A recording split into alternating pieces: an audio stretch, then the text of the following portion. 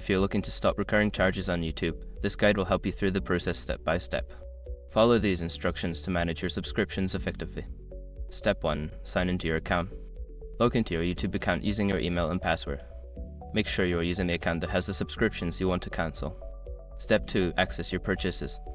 Click on your profile picture in the top right corner, then select Purchases and Memberships from the drop-down menu.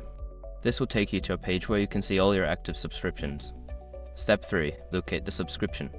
Scroll through the list of your active subscriptions to find the one you want to cancel. Click on the subscription to view more details about it. Step 4. Cancel the subscription. Once you are on the subscription details page, look for the option that says Cancel Membership or Cancel Subscription. Click on it and follow the prompts to confirm your cancellation. Step 5. Verify cancellation. After cancelling, you should receive a confirmation message.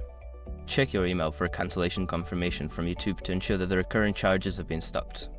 By following these steps, you can successfully stop recurring charges on YouTube. If you have any further questions or need assistance, feel free to reach out to YouTube support.